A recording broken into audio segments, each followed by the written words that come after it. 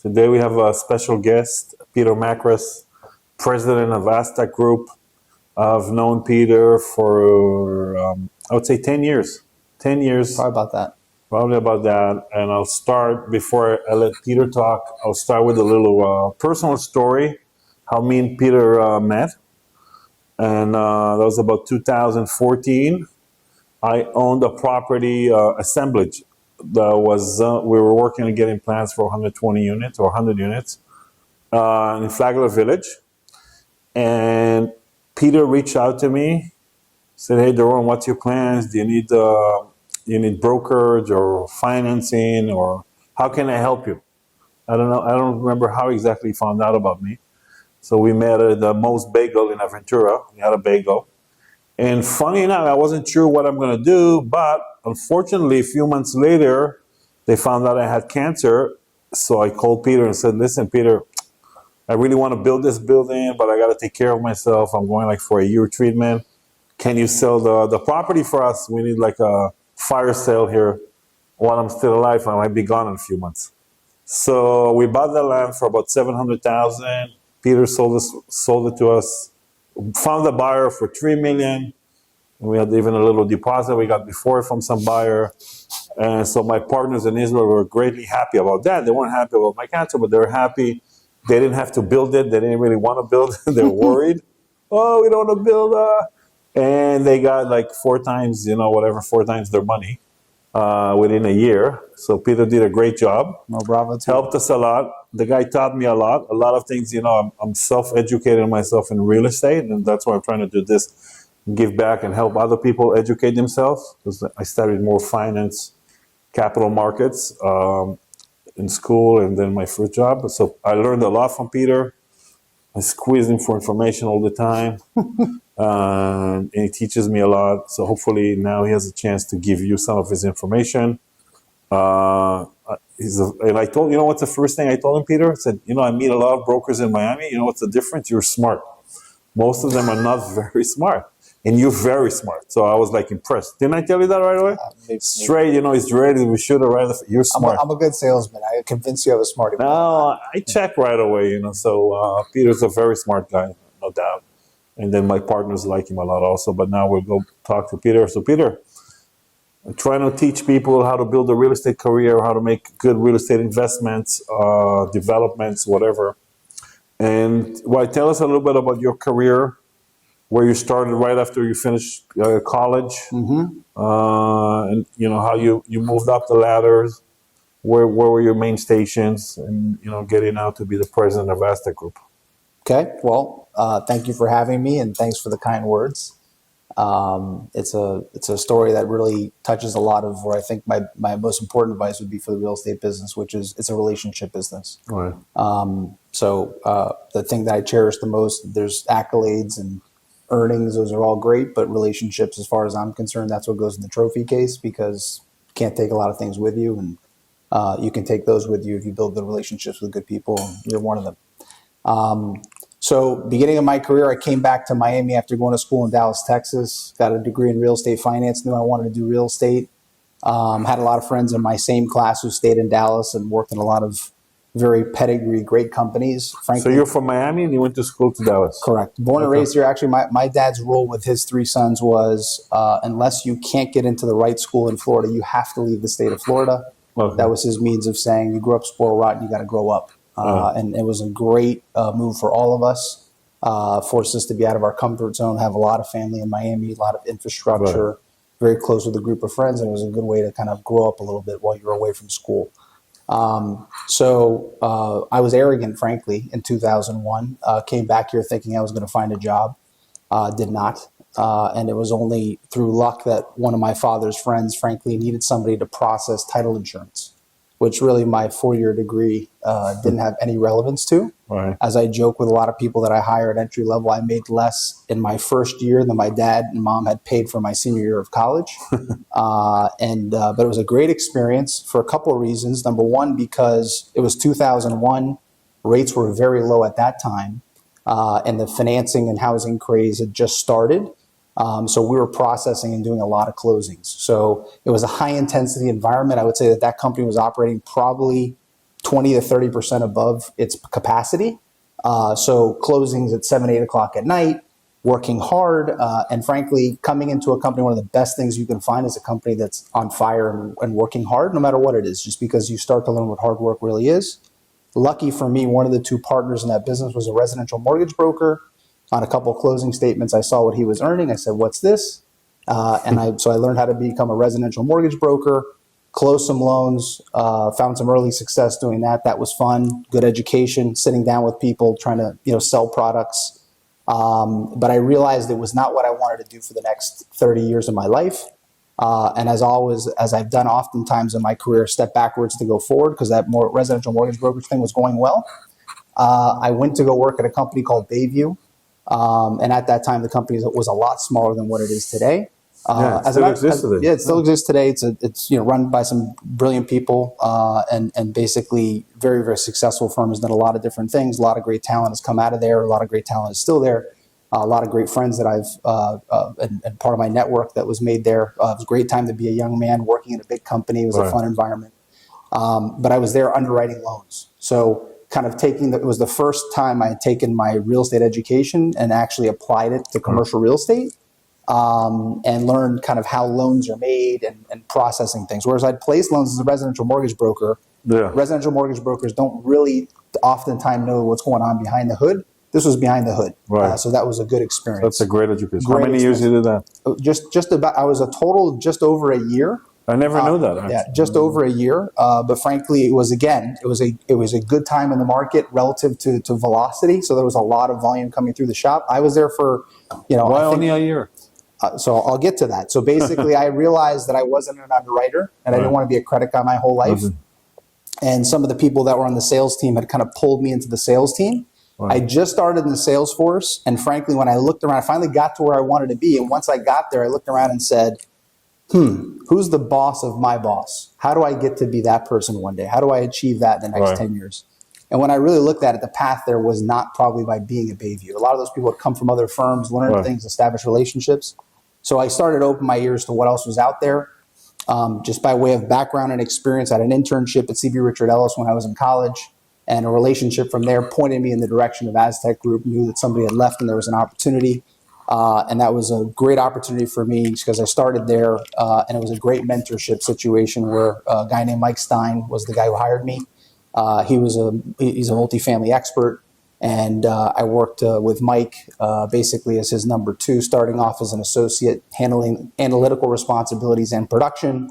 And fortunately, again, the market was kind because, 2003, 2004, 2005, the market caught on fire. Again, drinking out of a fire hose, a lot of volume, learning from some very, very smart people. And in addition to Mike, there were some other professionals in the office that were very competent people that I always was the guy knocking on their door, walking in their office, sucking them for information, trying to learn, taking them to lunch if I could, and just try to be a sponge. And it was, again, high intensity environment. A lot of people worked very hard, and I thrived in that environment and liked it. Kind of fast forwarding to 2008, in 2007, it was clear that the world something was going to change. I was in my late 20s, and I said if I was ever going to take risk, now's the time. So I actually resigned from Aztec in April of 2008 to start my own firm to go try to buy apartments. And I failed miserably at it. Not because I bought bad deals, because there was a lot of deals that you could overpay for at that time. It was really because I didn't have the guts and the conviction to make investments, because as much as I had saved some of my own money and aligned myself with capital, I really didn't have the guts to make the investments. So I decided to get back in the brokerage business. And really, because of the circumstances that were there today at that time, it was a workout market. So, if you worked at a brokerage shop in 2009, no asset manager who controlled all the assets cared what you could sell for them, and nobody cared what you could finance for them. What they wanted and needed was management and receivership. That's what they needed. And leasing if it was a shopping center.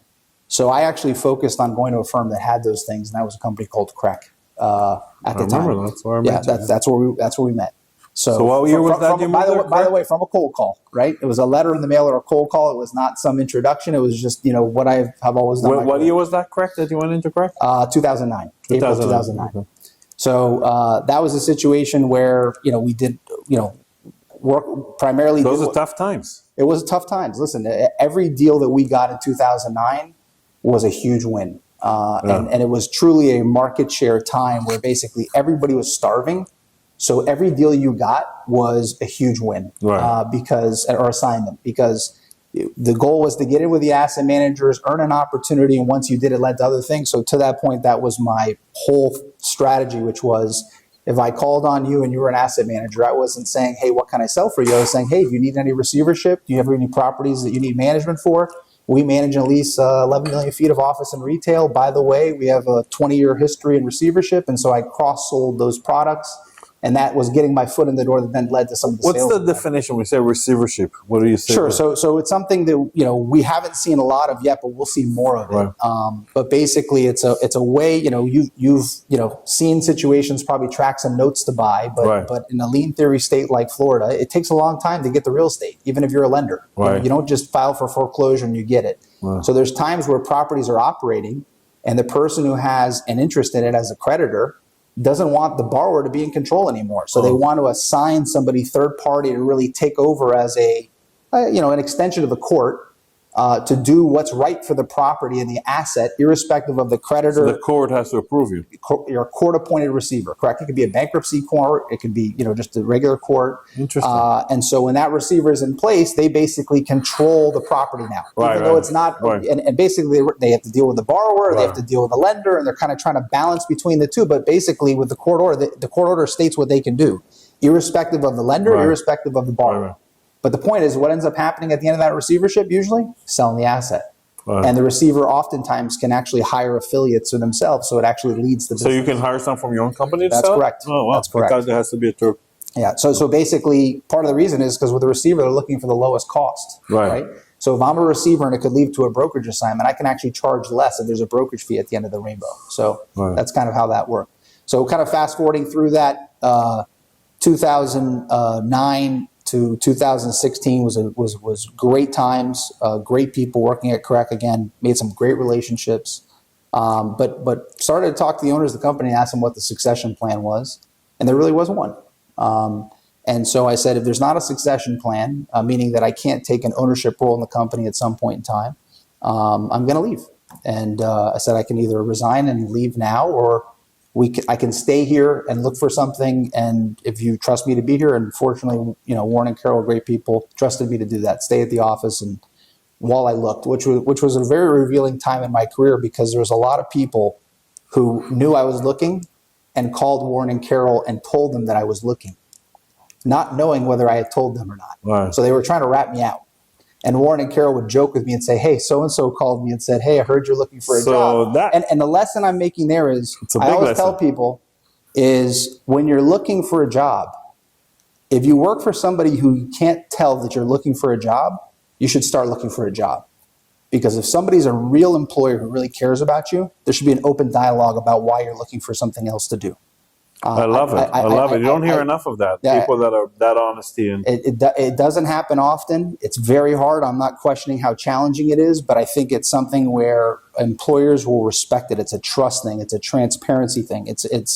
Listen. So you go to your employer and say, hey, this is what I want. I want to be a partner here in this company. Do you have a plan for me to become here? They say no. So, okay, great. You know what? Let me look at other things. I'll stay here meanwhile. So, open and honest, and I love it. I would take it a step further in that it's about recognizing that when you start a position, what the path is for future. And maybe you wake up one day, maybe there's a change in your life where you need more. But the point is, communicate it to your employer. You're not making enough because of inflation, because things have changed. Communicate. Say, hey, listen, here's my salary. I know I agreed to it. I can't survive on it anymore.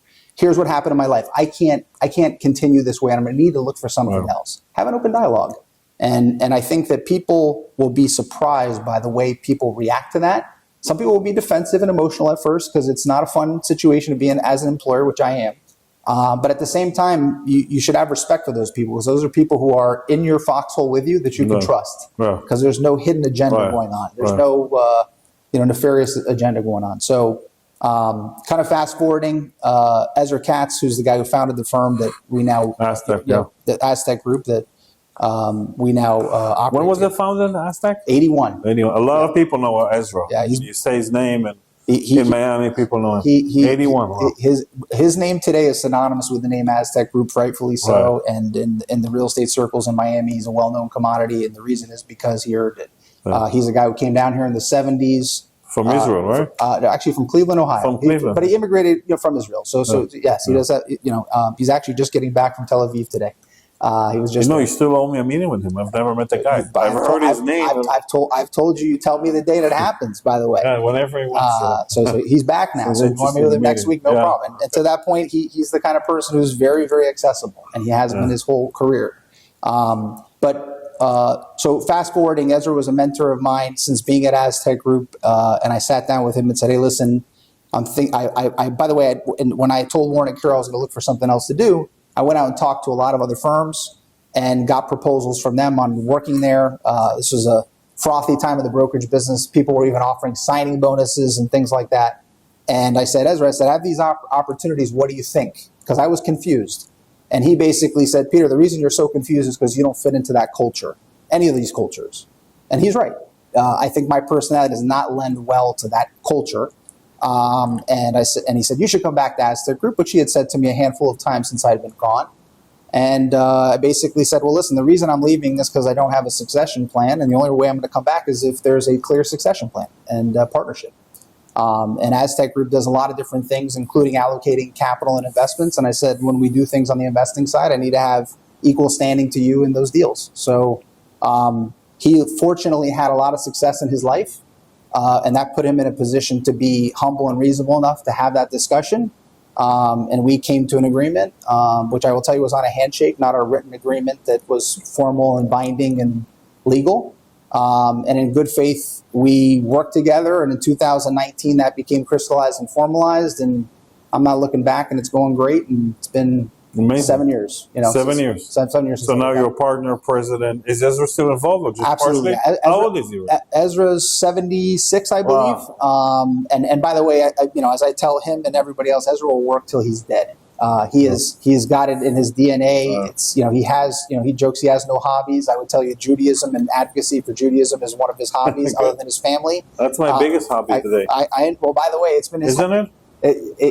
By the way, it's not uncommon, but it's been his consistently for forever I've known him, irrespective of it. People ask me, so what about the hurricane? What about, I said, listen, I don't follow that news. I only follow Israeli news. I don't know anything. Someone called me today. He said they hit plantations. I didn't know that. Yeah. I can tell you what's going on in Lebanon right now, but I don't know what's going on. It's amazing. Right around me. It's amazing. But that's my addiction also.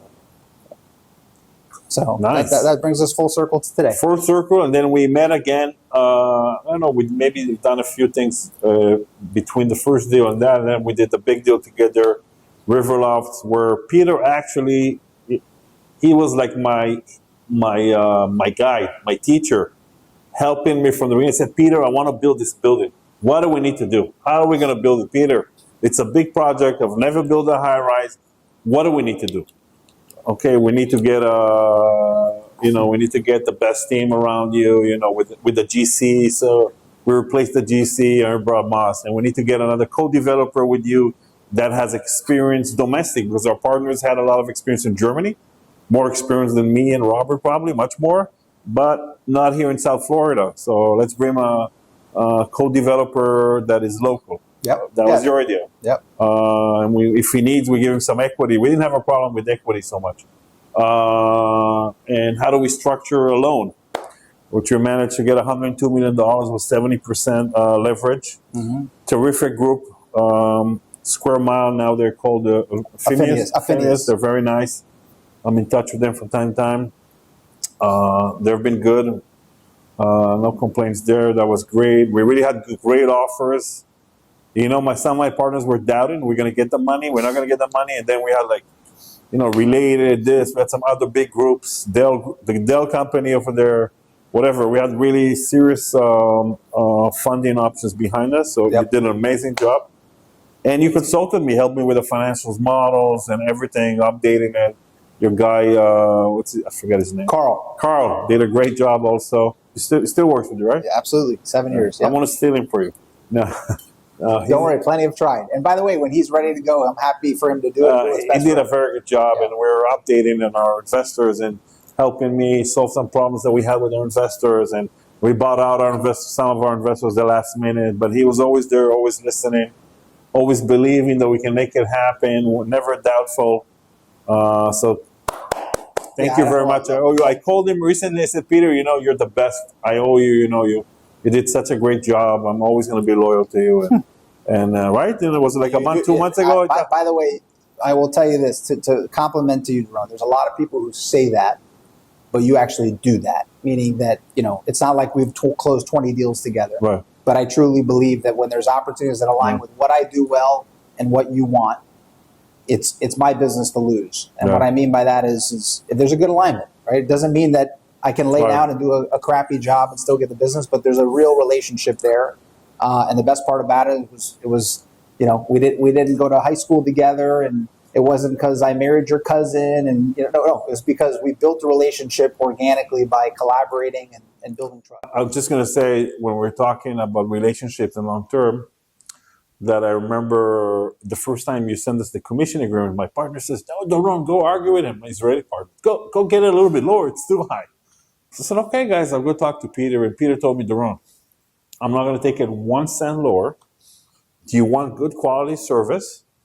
And I'm not the cheapest, then it's me, or otherwise go find someone else." Mm-hmm. And I looked at him and I said, "You know what? He's right. He's a smart guy. I'm just going to pay him what he wants." Even in Riverloft, I didn't argue, and that was probably one of the smartest things I did. And I didn't, try to negotiate a squeeze, because you're going to get what you pay for. And Peter was worth every cent that we ever paid him.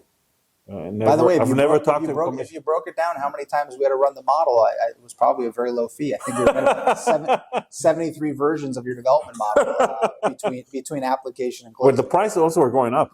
Listen, that's the point, right? That was a crazy thing. If you don't show up and you introduce two people and you walk away, the fee's egregious. But remember, the construction costs were going every week. They're going up. Another million. By the way, the market, the loan amount had to increase all the time. The market made Aztec Group and I look good, okay? But the fact of the matter is that's the point.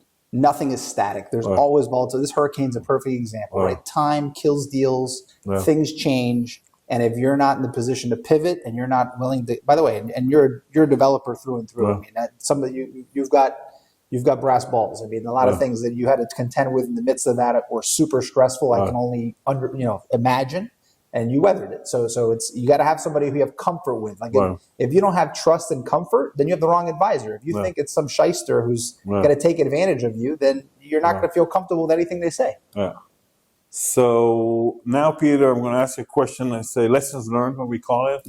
And, we got a lot of potential Do we have a couple of days to run through all the lessons and all the mistakes? Just run the 3 or 5 main when you would tell anyone who wants to invest or go into a real estate career. What would you recommend? How do we transfer our knowledge to other people? What would be the main? So, I'd say on the career side, I think that two things is have goals and recognize that relationships are the most important thing. So from the have goals standpoint, that means know where you want to go. I think it's a lot easier to put your head down and work hard if you kind of know where you want to go. Doesn't mean you're going to be there in a year. Doesn't mean you should be planning 30 years out in year one of your first job. But at some point in time, you got to figure out where you're headed, or you're just kind of aimlessly wandering, and you're probably going to get frustrated, and you're probably going to get annoyed with people when you should really be annoyed at yourself. The second is from the standpoint of relationships, and that is to recognize that along the way, every relationship matters. I can't think of many people that I work for at some point in time, and I've been an employee or an affiliate of other people's companies up until now at Aztec Group. This is the first time, besides when I went on my own, where I really had my own company, where the person I work for does not have respect for me and my coworkers believe I'm a trustworthy person and someone they can rely upon. And I think you have to realize that someone's looking all the time, and what you did 20 years ago is going to matter. So, you're going to stab somebody in the back, you're going to slight somebody, you're going to do something. People are going to remember, and you have to remember that every day the camera's on, and I don't mean that literally. My dad always used to tell me that as a kid. You got to watch out. Yeah. From the standpoint of a real estate career, I think it kind of relates to the same thing that's and investing too. Is you got to figure out who you are. And what your strengths are. I think the biggest mistake that people make, I'm a big believer in emulation. I think that if you see somebody who's successful, you should look at why they're successful and try to emulate some of those behaviors. But at the same time, realize that not everybody is everybody. right? If you look to a developer who's super successful, but they made their money in a different business, or they do it as a hobby business, then if you model that, you're probably going to get pretty frustrated because they're not doing it for the same reasons you're doing it. If you look at a developer and they build generic widgets, a guy like Jerome Broman's going to be miserable because he likes to create things. He likes the creative juices. He likes to be a trendsetter. By the way, when you were in Flagler Village, I thought you were nuts. When you were south of the river, I thought you were nuts. And how wrong was I both times? You saw it. I didn't see it. I'm not a developer. And you saw it and you made it happen. So you have to know who you are. So you can't, and to that point, recognize what you don't know and surround yourself with people who do know. And hopefully by coming together and complementing each other on both in your career and investing, you'll be successful because everybody can't be everything. Right. Good. Good. And that's it. And last question, just give us 2 minutes about your experience working with our team, with our partners, Yves, Christopher, Eyal, Robert. Give us. I'll tell you. So it all those wild listen, people. it all comes from the top. Sign one. It all comes from the top, right? There's a lot of people who have that joke, the no asshole rule. You can't have a no asshole rule if you're an asshole and you're a good guy. So the fact of the matter is you're surrounded by a lot of good people, and that comes through and through with the people that you hire. Sometimes you bring people into the organization that don't have a lot of experience and they make me nervous. But you know what? They're really smart and they're good people. And 3 months later, you couldn't recognize the fact that they didn't know something 3 months ago because now they know a lot and they've clearly dove in, bought in, and become very hard charging in that. And then in terms of other people, the Eves and the Roberts and all those folks, I mean, again, good people hang around good people, right? And the fact of the matter is I've had plenty of these equations where I'm dealing with a great, super nice guy who likes me and whatever, and they have a partner who's my adversary. And that's part of my business. Fortunately, with you, I haven't. We had one. We took him out. Yeah, we had one. But he was a variable. He wasn't a key driver, right? He wasn't what was driving decision making day to day. So I would tell you that working with Moderno is great, and that roots comes from you. Yeah, he was trying to push JLL. Last question. I want to make they say predictions or for fools. Jesus. I want to make one quick. I was doing so well, and now you make it. One quick prediction. Cap. Multifamily Class A. So if my investors like multifamily Class A buildings a year, 12 months from now, what cap? Oh my God! What cap you think? Guesstimate it. I mean, it's what cap you think? Do you have a roulette wheel we can spin? And then where you think the 10-year note would be 1 year from now? Well, look. Here's what I'll say. Let's go off of two things. So I'll start with the fact of where the 10-year is going to be, and this is the stupidest question ever answered because nobody knows. Right. Nobody knows. Okay. Jerome Powell doesn't know. Jamie Dimon doesn't know. Nobody knows. Okay. They can try to manipulate it as much as they want, but nobody knows. It's a free market, and they're not that powerful. So if I had to predict where it's going to be, I guess I'd look at some of the data, and the data says today that where we are today is probably where it's going to be, and it might be slightly lower. Okay. Is it going to be higher? It could be. Is it going to be materially lower? I don't think so, but it's possible. Okay. So that's by the way, it's just over 4%. Right. And the fact of the matter is if you asked me the same question 60 days ago, or 45 days ago, the 10-year Treasury was 45 basis points lower. So these are material swings. These aren't, so when I say it could be lower, maybe it's as low as it just was, or maybe it's at 3%. I really don't know. In terms of where a cap rate is, I'm gonna give you the same tagline I give, and I think what's important is you can't give that broadly about apartments across the country, and you can't give that broadly across South Florida. Even I think you have to get more micro on a market by market and product by product. But based on my pattern recognition and time in the business, and I've been at it for over 20 years, my guess is that cap rates will be lower than people think. Because that's consistently been it. Now, we've been in a bullish bond market where rates have been going down, so maybe I'm biased. But I also look at it in terms of the rule of what could happen.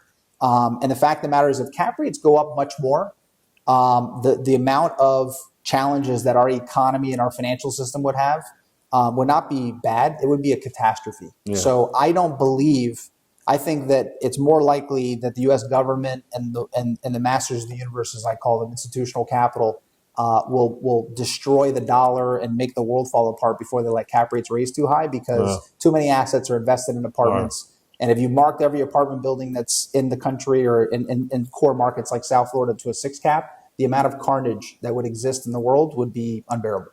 So I think cap rates will probably be around 5. Okay. Well, they're around 4.7, 4.8 right now. Yeah, I think they could dribble up a little bit. By the way, they could be back down at 4.5. It all depends about rent growth, and with a lack of production of supply, it's possible. So just I'm saying 3% 10-year note for 4.3 cap 1 year from now, and we'll have to check it a year from now. And by the way, we both might be wrong. We both, probably. and Just a prediction. Right. Who knows? No, who knows? That the most important thing is, and I'll we're not that far away from each other. Yeah, exactly. But there's an incremental difference, a material difference. Is make sure that you prepare for both scenarios. Yeah. That's probably the best advice I can give somebody. Is make sure you say, I'm going to make this decision, but if, and I'm going to make this decision, but if. You have to live with a risk. You can't make money without taking risks, but make sure you've quantified those risks. Of course. Well, thank you very much. No, thanks for having me. It was great. Always, man. Appreciate it. Pleasure.